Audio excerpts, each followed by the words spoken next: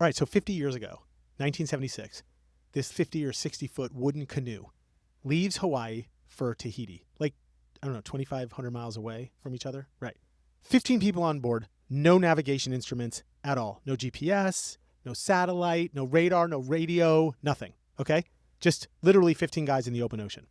And the captain was this dude from this tiny little island in Micronesia who had never even sailed to Tahiti or knew where Tahiti was and no idea how to get there. And miraculously, 33 days later, this crew and this captain just sail right into Tahiti like nothing happened. Like they'd done it 100 times before, no sweat. So, Pete, why are you telling me this, right? Is that what you're asking me? Of course you are. Spoiler, it has nothing to do with this little canoe and doing something impossible, although that by itself is kind of amazing. It actually has to do with a culture that basically disappeared and then all of a sudden decided, never mind, we're not going to disappear. So keep listening because here's what we're going to give you today. 1, the actual history of how Polynesians settled the entire Pacific Ocean and how we, like in the West, we somehow said they did it all by accident. Spoiler, they didn't. 2, the story of the one man left on Earth who still knew how to sail across an entire ocean without any instruments whatsoever and how he almost took that knowledge to the grave, Amanda. And finally, why a 62-foot wooden canoe that sailed 50 years ago is directly responsible for an entire culture coming back to life. So stay with us. This one is totally worth it. Welcome back to Sort of Sophisticated, the podcast where culture, curiosity, and chaos collide. And here we are for another episode where Pete's going to tell us all about this culture that almost disappeared. Like, what are you even talking about? I know. It is crazy. The native Hawaiian culture. Well, technically not quite the native Hawaiian culture, but close. Like the wayfinding culture, the open ocean voyaging culture. So you're going to tell me like the Moana in IRL? That is exactly what I'm going to tell you. That is exactly. The Wayfinders? Yes. The Wayfinders. Yes. This is so excited. Did you know that by 1970, the whole idea of like wayfinding and open ocean voyaging was already gone out of Hawaiian culture? Completely. Gone. Well, wasn't that like turn of the Industrial Revolution? No, Industrial Revolution before that. No, this shit was just like how much we fucked with Hawaii. Like literally no one in Hawaii knew how to do this anymore. I feel like you're going so two different sad. like ways here. So What? Are we going we invaded, took over Hawaii and We did. fussed with their culture, or are we talking about of Hawaii? Oh shit, that's crazy. We're gonna go with neither one of those. We're gonna talk about how there's a third option. Right, we're gonna talk about how Hawaii took Hawaii back. Okay. That's what we're not gonna concentrate on all this other BS. We'll gloss over what we did to them. Okay. But then we're gonna talk about how awesome this was. So check this out. Like I know I said one guy, but it was actually in the 1970s, just bear with me here. 6 people in the entire world were still alive that knew anything at all about wayfinding. 6. That's it. They all lived in Micronesia on all these little tiny islands that like nobody's ever heard of. It's insane. So wait, our official title, I guess we never even did that yet. They had no compass, no map, and no business finding Tahiti. And they found it anyway. And so today we're basically going to talk about the whole 50-year anniversary, because that's what it is, 1976, 2026, of these 3 guys who started in Hawaii, building this canoe to try to figure out this whole thing again, and then figured out they had to go to Micronesia to find somebody to kick off this entire Hawaiian Renaissance, and how Hawaiian culture came back to life, all because of this. I'm fascinated already, but also I love Hawaiian have so many stuff. questions. What? Oh my God, you have questions? I already do. I think I have like 3 at the top of my head, but I guess we should probably do word of the week before I dive into all of my questions. But we also, I think, screwed up last week when we didn't say, what was it? Accoutrements? Accoutrements. Accoutrements. We did. We did not do it. You did it. So do we have to fast forward it to this? Like we have to later. You got to carry over. You got to do 2. We'll see if we can do it. Oh no. Because I have a whole nother word. What's our word? Our word this week is perpend. Like to apprehend? Perpend. Could it work? Maybe. No, like apprehend is like when you like bring someone in to custody. Yeah. So perpend is a verb. When it you means expel someone from custody? to weigh something carefully in your mind. Oh. To weigh something carefully in your mind. Like I had to perpend if Ruth was going to study abroad this summer. Okay. Yeah. That like it comes from the Latin prependere. Prependere? Yeah. Per meaning thoroughly and pendere meaning to weigh. So you're literally putting something on a scale in your brain and then like examining it before you decide something. It makes sense, right? Okay. Fair. Accoutrements and perpend. Here we go. Don't screw this up. I'm gonna forget. Okay. So where are we starting? Because I think you said like Micronesia. Mm-hmm. What's Micronesia? No, we're not going to start in Micronesia. We're not. No, we're going I need to know what that is. We're going to start in Hawaii. It's a little independent foreign country, like in the middle of the Pacific. It's just like a lot of clustered islands all together. I mean, They all have their own names. I just learned that there are tons of little islands in the Pacific. Yeah, tons. And like Hawaii isn't, I mean, we know it as having, 7 main islands or whatever, but there's like hundreds that go all the way up. Correctamundo. You are right. So is Micronesia part of the Hawaiian? Micronesia, we're going to call it all part of the Polynesian culture that we're going to talk about, right? Tahiti, that counts, like Hawaii, it's all connected. So where are we starting? Tahiti? We're not starting in Tahiti. We're going to start in Hawaii. Oh. That's where we're going to start. Okay. Yeah. But first, if you like what you're listening to, hit subscribe, follow us, please. New episodes come out weekly on your favorite podcast platform. Thank you. Okay.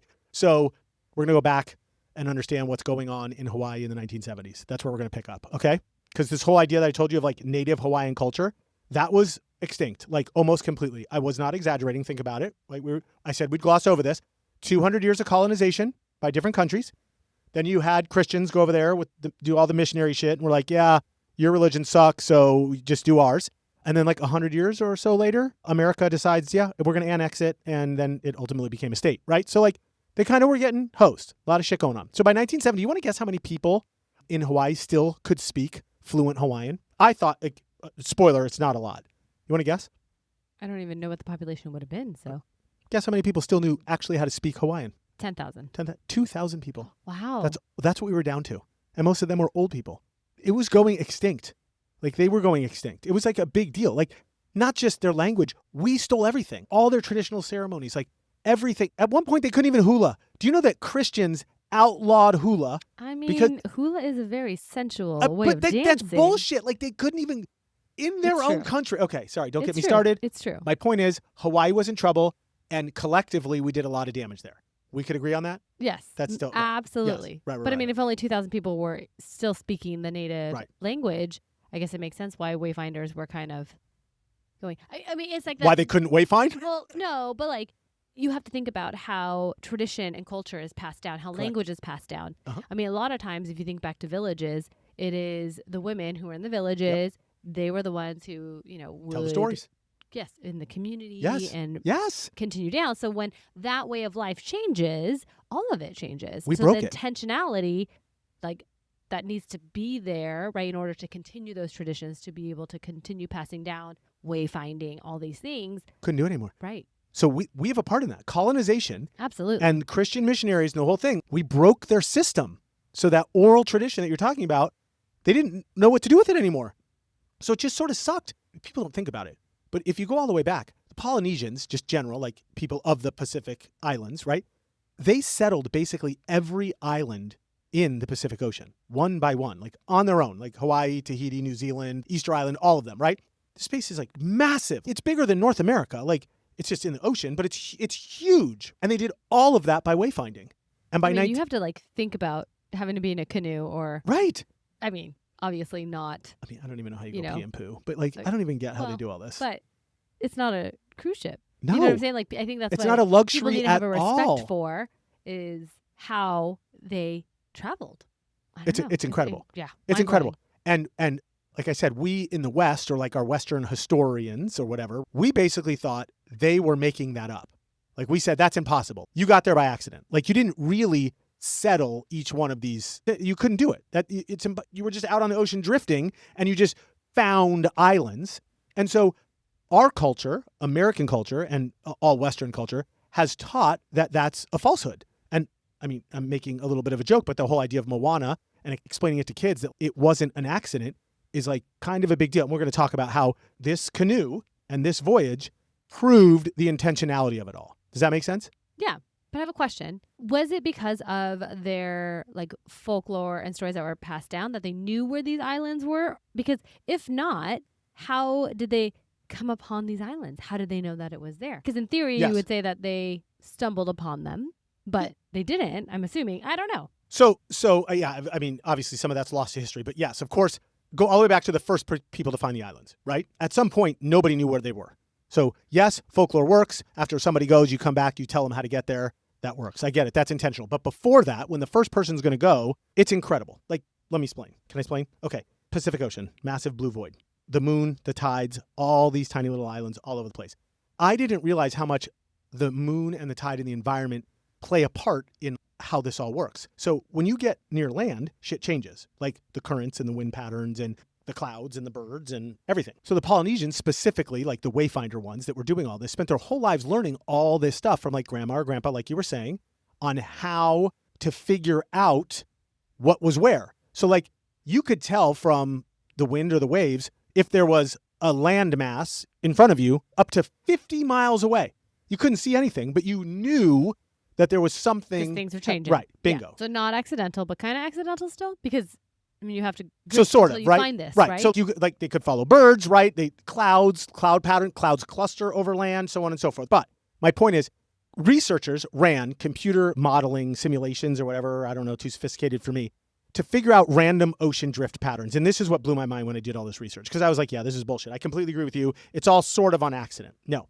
So if you just like put a canoe in the water and you let it drift wherever you wanted to, none of the simulations matched the way the Polynesians actually settled the islands. Huh. Did not. It was like the opposite. Okay. So when they did the same thing with intentional wayfinding simulations, they did match how they settled each island. So these simulations proved that it was absolutely intentional on purpose. And so then, of course, the next natural question is, but how did you know how they settled the islands? Right. Archaeologists found, what do you call it? Artifacts? Like think fossils, artifacts, whatever, on these tiny islands. So Carbon dating. Yes. Yeah. They do all of that stuff. So they knew which order they showed up. So that order goes against the pattern of the winds and the currents, against wind and current, not with wind and current, right? So you would argue it had to have drifted there. Duh, because you would argue if it's accidental, they would just let themselves drift. But if they're doing it on purpose, they're sailing into the wind because that's a strategy to sail into the wind, because if something happens, they could turn around and get home safely. So like by default, we've proven finally that they did all this stuff with zero instruments, zero. And all they used was wayfinding the earth. technique. Yes, wayfinding, yes. So unbelievable. I'll go back quickly to kind of my question, because I'm curious. Maybe I don't know. You probably maybe don't know the answer to this either. That did they know in wayfinding this particular path and movement, what they needed to be following? Because again, when I say folklore, I mean like even just like of Maui, right? Yeah. How Maui placed the stars and the hook and pulled it all out of the ocean. Like there's a lot of history, Hawaiian history that is in that story. I'm just curious if the wayfinding was also part of their storytelling. Okay, so I don't know. I didn't look this up, so I'm guessing here. My instinct says that when you are using the earth and the birds and the wind and the currents, and you have, like we were talking about in our last episode, like the relationship with the earth, it's very natural then that your stories start to all sort of come together around the god of Maui and like how the stars are behaving, or like the bad gods versus the good gods, or the island. Like that all makes a lot of sense all of a sudden, because you're in communion with our earth versus us who want just scientific proof of everything, which is like totally different, right? So like I think it's crazy, because the first people that went out, these first wayfinders, they just left. They had no sense of an island anywhere. They were like, we're going to go explore, just like explorers did in Europe. And they just left, probably went 200-300 miles, maybe said, oh, there's something there, but we better turn around because I don't know what it is. We better get back. They came back. They told the next people, hey, once you get out that far, we saw some birds we weren't familiar with. Follow them. Okay, the next people build a bigger canoe. They go a little bit further, so on and so forth. They find the first island. And then they subsequently keep like building their track from there, which I think is incredible. So how do we get from that to the whole 1970s thing? Okay. So fast forward, Peter. Enough talking. Here's why this is all important. So 1973, 3 guys. You got a guy named Ben Finney, who was an anthropologist from California, actually.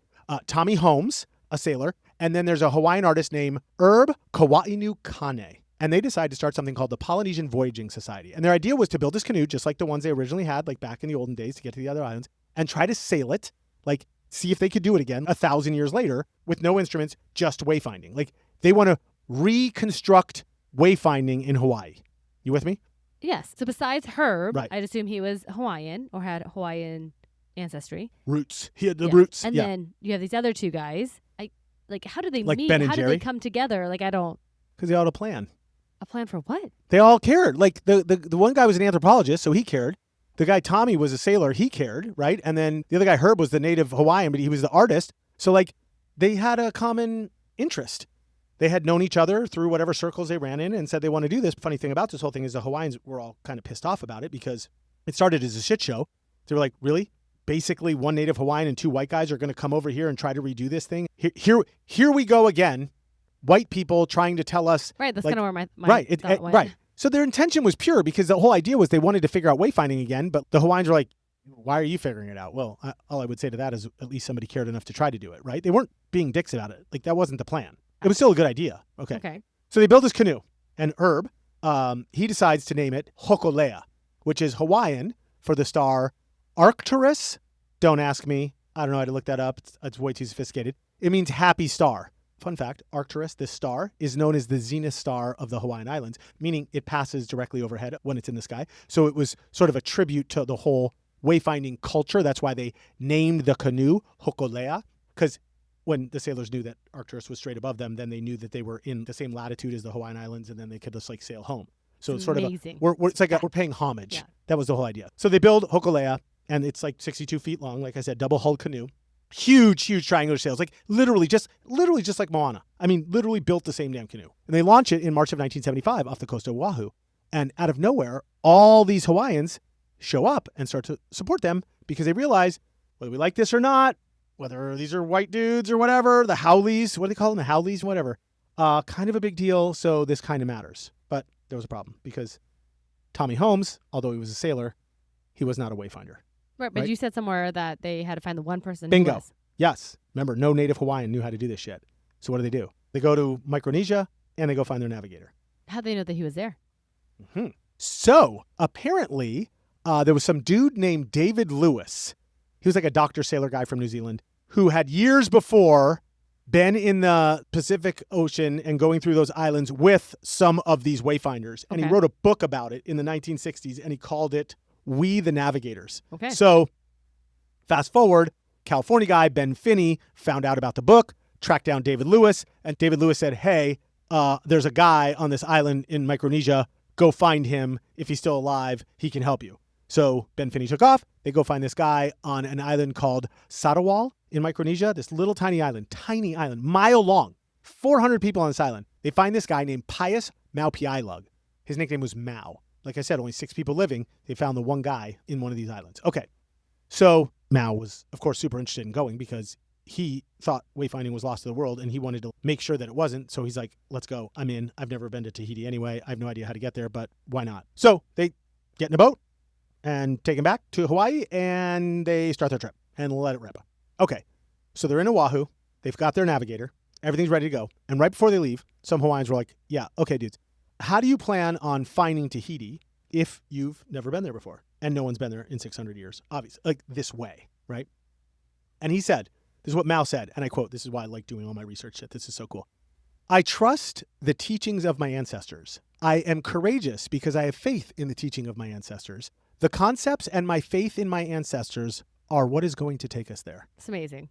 Fuck, dude, cold-blooded steel. Love it. Like a badass. Like, do exactly what he's doing. So apparently, Mao had memorized 150 different stars and their patterns and their exact location in the sky every night. So as soon as they set sail, at sunset, he'd pick a star on the horizon. They called it a star house. I don't know. That was new to me. And they would set course by it. And then when that star arced too high in the sky, so like it didn't work anymore for them, it was going like the other way, then he already had his next star picked on the horizon and he would follow that one all night long as the earth was rotating. He was doing this thing over and over and over. Just to pause, like if you think about that, He knew it should exactly blow everybody's I know. mind. Memorize a star map, Yes. knew how to follow the stars, Yes. knew what came next. Oh, there's so much more and shit. with the rotate, like There what? is so much more shit than this. Check this out. So, because in daytime you can't follow the stars. Right. So, what would he do in the daytime? You ask. Of course, right? This is amazing. to me. Follow the sun. So back to Moana.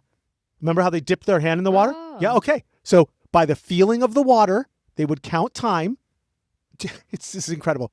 Then he would literally use the sun's angle and the ocean swell. He would lay down in the hull of the canoe. He would lay down and feel the vibrations of the hull with his body so he could tell by the way the waves were hitting the hull if he still stayed on the right latitude because of the angle that the waves were hitting the hull. That's insane. So he did that all day long. And then when the sunset came again, he picked right back up. And if they were off course a bit, they recorrected, and then they followed the stars again. It's incredible. 2,500 miles. They did this. It's insane how in tune you must be with nature in order to be able to do that. That's incredible. Which is exactly the Like, you have opposite to of what be I can one do. with the ocean. Yes. Oh my And I'm gosh. not even, I'm nothing Chills. with you. Chills. 33 days he does this thing with his 15 other crew members that they brought with him, right? Well, they had the 3 main guys. And then, of course, like other native, oh, that's a whole shit show.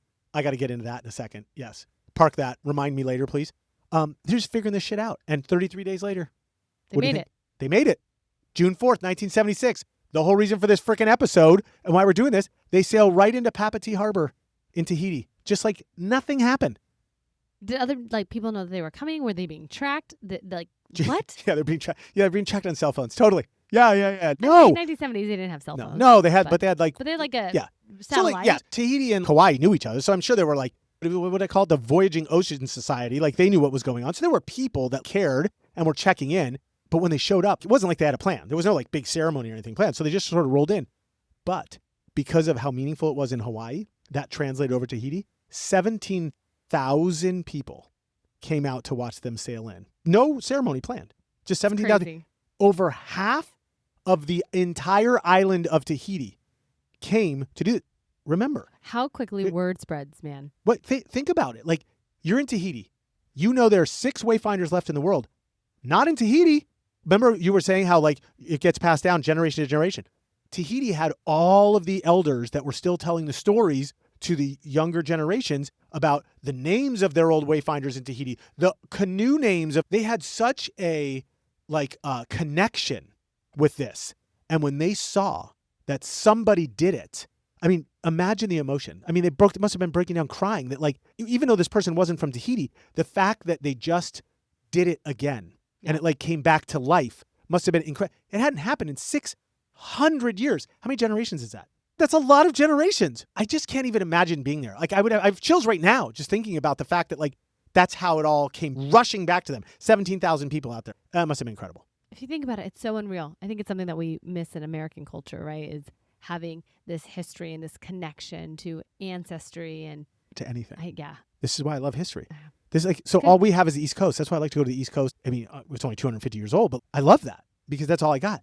These guys have thousands of years. I can't even fathom what that would be like. That's incredible. Okay, I'm not even done. Can I do this? Some shit went down? Yeah. Okay. All right. So white guy science versus Hawaiian culture. So the white guys on the canoe, they were just trying to, quote unquote, prove they could do it. The crew, like the other, 12 guys, they were native Hawaiians. They weren't trying to prove it as much as sort of get it back in their bones. Like live it. This is they were living yeah. this. This got so tense between them. Physical violence broke out on this canoe multiple times during this trip that the group, the crew that made it there wasn't even the crew that made it back. Mao, our leader, our wayfinder, the one wayfinder, he got on an airplane and said, screw you guys, and went back to Micronesia. He didn't want to go back. A whole different crew had to get on in Tahiti to go back to Hawaii because of the tension that built between the 2 Americans and the Hawaiians that were on the canoe. Isn't that wild? Doesn't surprise me. Not That's just- really. but I'm you just would- saying. So if I'm the white guys, like, I don't know, I'm not in their position. I'd be like, okay, I would get it in Take a my seat. bones. Huh? Yeah. You Yeah. Take a seat. Yes, I'd get it in my bones. I'd be like, I love that we started this, but you guys take it from here and just sort of enjoy the ride and the experience. I mean, I don't know. I think that's incredible. So anyway, then the next crew comes back. Like I said, they come back to Hawaii, and I didn't know any of this. That's what started the Hawaiian Renaissance. So the whole idea of the Hawaiian Renaissance in the 1970s, I thought was just Hawaiian culture coming back to life. It was because of this canoe. This was the This was like trigger. the catalyst behind this whole thing. Everything started coming back. Everybody started learning the language again. The hula was allowed back. Traditional music, crafts. the way of Hawaiian life. Yes, absolutely. Hawaiian immersion schools. They started the schools again where they were allowed to teach. And it's absolutely incredible. All because of Mao and all because of this crew doing this whole thing. I think that one of the crew members, there was one crew member that went both ways. One Only guy. one. Yes. So And the he- 2 Americans also. No, yeah, they buzzed Tapped off. out. Right. So this one guy was interviewed afterwards, and he said, right after Hokulea showed back up in Hawaii, he said, we left as sailors, we came back as Hawaiians. which I think is incredible. Like, says it all. Like, we left as people trying to figure this out, and we came back, and our culture is back. Incredible. Just This really incredible. has to be like one of the coolest episodes that we've ever done. I think so. Because if you think about it, then what actually happened here, right? So a culture got systemically stripped of everything, overtaken, for lack of a better term, and then this wooden canoe that they rebuilt to have a resemblance of what was used originally. Yes, made it exactly no the same. instruments. Yes. Sails 2,500 miles across the ocean, and it like resurrects a whole culture. Yeah. I mean, I'm telling 2,000 the people. movement. It starts 2,000. So now, like, so we talk about Moana, we talk about Disney. Like, we both love Disney. I get it. Do you understand? Like, if you explain this to your girls and then watch Moana, doesn't that make it incredible? Like, doesn't this make sense now? Here we are watching Moana and we think it's cute. They were trying. It's a cultural story. But nobody's trying. Here's the problem Because with we're us in America. consumers. Yes. And it drives me. This is my whole impetus behind the podcast.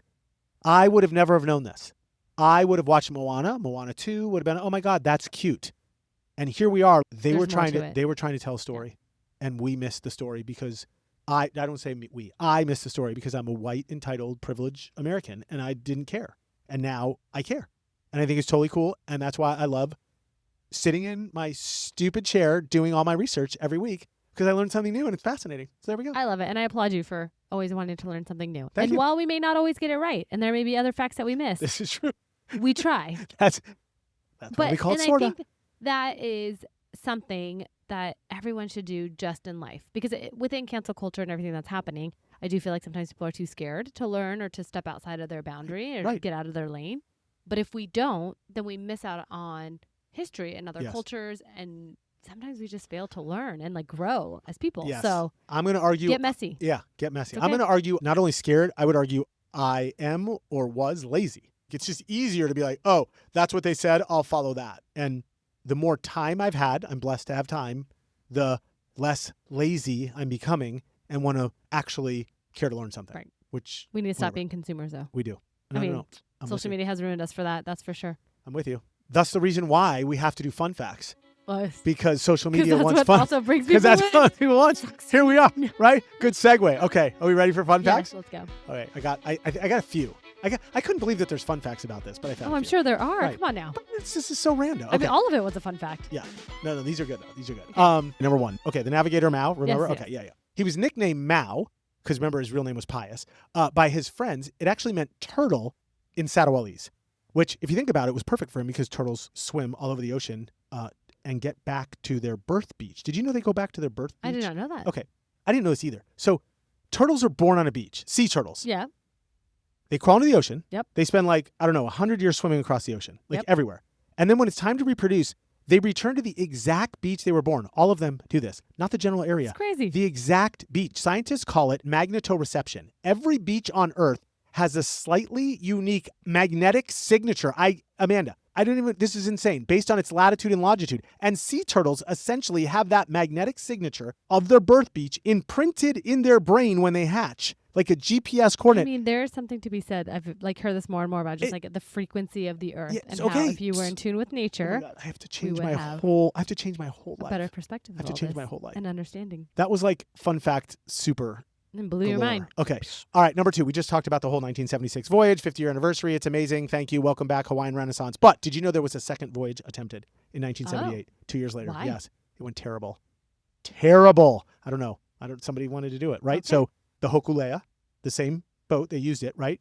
Capsized 5 hours into the trip. The crew was hanging on upside down overnight. One of the guys in the crew was a legendary Hawaiian surfer. His name was Eddie Aikau.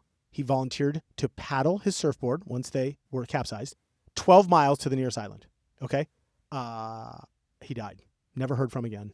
Never saw him again. A merchant ship came by the next morning and found them all and radioed the Coast Guard, got everybody saved, but Eddie had died. And that's why in Hawaii, every winter, I didn't even know this, they have, when the surf at Waimea Bay is super big, it has to be above 25 feet, they hold a surf competition in honor of Eddie, and it's called the Eddie. That's the surf competition. It's one of the most famous surf competitions in the world. Wow. Because of that failed attempt in 1978. I think that's crazy. Number 3, Nainoa Thompson. Okay, Nainoa Thompson was one of the youngest crew members on the voyage back from Tahiti to Hawaii in 1976. Remember I said they switched crews?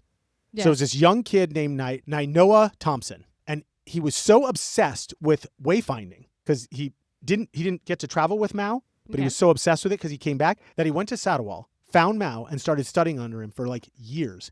And then in 1980, he repeated the voyage, becoming the first native Hawaiian in modern history to navigate from Hawaii to Tahiti using traditional methods. So he was the first, what you would call Hawaiian wayfinder, like that brought it back. Does that make sense? Because he studied under Mao. Yeah. Okay. And today, still alive, he runs the Polynesian Voyaging Society now and has trained an entirely new generation of wayfinders from all across the Pacific Islands. Let's go, cool. Nainoa Thompson. Okay. I love these fun facts. Okay, finally, since 1976, Amanda, Hokulea has sailed more than 250,000 nautical miles, including a full circumnavigation of the Earth from 2013 to 2017, not even that long ago. 47,000 miles around the Earth. Stopped in 26 countries. The Dalai Lama blessed it when it was in India. Archbishop Desmond Tutu blessed it when it was in South Africa. A wooden canoe, Amanda, with no instruments, sailed around the entire planet. And right now, while we are recording this episode, it is actually midway through another 43,000-mile journey around the entire Pacific Ocean, again, connecting 400 different crew members from 36 different countries. Totally amazing. All I got. Fun facts out. I love this thing. So as you were talking about this, Yes. It triggered that the Ocean Institute in Dana Point had, like, that's where it landed back, like, in 2023. No shit. It was, like, a whole thing. See, but had I known about, like we would have. Right, I would have read. Right? I mean, I read about it, but I was just like, huh. I think it's amazing. It's incredible. And I mean, we could follow it on Instagram too. So if anybody's interested. Oh, you can right now. Yeah. Absolutely you can. Yeah. That was one of my, you know how we always do the little, if we want to learn more? Oh, yeah. Yes. If you want to learn more, one you learn more, you can actually track it right now on Instagram. Good. You could go, it's on website. You could just go right now. I'm you obsessed. could, they update the position of the canoe. Like you literally know exactly where it is. Like when Santa, you know, when the Santa tracker, they have a Hokulea tracker. I know, that's so incredible. Cool. I know. It's amazing. Yeah. Okay. Quick reminder, if you guys want the fun facts or this episode summary delivered to your inbox, DM us on Instagram. We'll send them out to you. Thank you for supporting the show. We appreciate it. Two other things to go do besides going to Hokulea.com and checking the whole thing out. One is watch the documentary Papa Mao, the Wayfinder. It's about Mao's whole life and his training of Nainoa Thompson. It's on YouTube, I think. Yeah. It's one of the coolest things I ever watched. Yeah, check it out on YouTube. Second, there's a book called Hawaii Rising by Sam Lowe. It's a full story of Hokulea and the founding of the Polynesian Voyaging Society. It reads like fiction. It's all totally true. Remember one of our last episodes, Born to Run? Yes. I was talking about and Christopher Majugal. Same energy, same thing. It's when people deciding to do something incredible, like to save something they love. Like the one was about the Tarahumara and the running culture, Born to Run, and this one's all about Hokulea and like, oh God. Anyway, gives me chills. Go read that book. And if you don't want to do any of those things, just remember these details to seem sort of sophisticated. Number one, Hokulea was a 62-foot double-hulled Hawaiian voyaging canoe built by the Polynesian Voyaging Society and launched in 1975, finished its trip in 1976. Its name means Star of Gladness. Oh, I think I said Happy Star earlier. Yep. Star of Gladness. Named for the star, Arcturus, which passes directly overhead of the Hawaiian Islands. Number two, in May 1976, Hokulea sailed from Hawaii to Tahiti, roughly 2,500 miles, without a single navigational instrument. The navigator was Mau Piailung from Sadawal, Micronesia, one of the last 6 master wayfinders alive on Earth. He used the stars, ocean swells, wind patterns, and seabirds to navigate across the open ocean for 33 days and arrived with perfect accuracy. Number 3, when the canoe arrived in Tahiti, over 17,000 people, more than half of the population of Tahiti, came out to the shore to celebrate. The voyage proved that Polynesian ancestors were not just accidental drifters like historians had thought, but rather master navigators that had settled the largest ocean on the planet on purpose. Number 4, the 1976 voyage triggered what historians now call the Hawaiian Renaissance, a full-scale cultural revival of the Hawaiian language, hula, music, traditional crafts, its entire identity. It is widely considered one of the most significant acts of cultural reclamation in modern indigenous history. Unbelievable. Can you feel my excitement? This is insane. And finally, this year in 2026, it's the 50th anniversary of that voyage, and Hokulea is still sailing. Thank God that the knowledge never disappeared after all. We are all better humans because of shit like this. That's all I got. All right, and there you have it, dear listeners. We started today with a canoe and a man who could read the entire ocean like you and I would read text messages. Right? Just think about that. That's I know. And somehow we ended up with one of the most beautiful stories ever imagined about who human beings are when they refuse to forget where they came from. Here's what I keep thinking about. These ancient Polynesian navigators didn't just find islands. They kept going, generation after generation. Right. They looked at the biggest, most open, most terrifying body of I water would shit on a the brick. planet. Right. Yes. Seriously. And they basically said, we know how to cross that. Yeah. Would you sign up for that? No. Not for a second. No. I'd be like, where do you want me to go? I'll pick up the rocks But it's over not in the my corner. DNA, Oh, so okay, here we fine. are. Whatever. Okay. But it was because someone taught them how to read it, right? I know.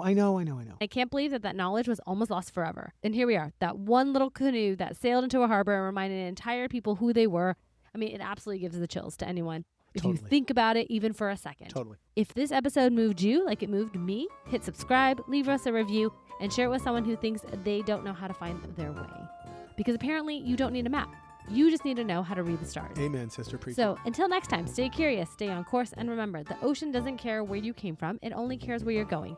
And if you know how to read it, you'll always find your way home.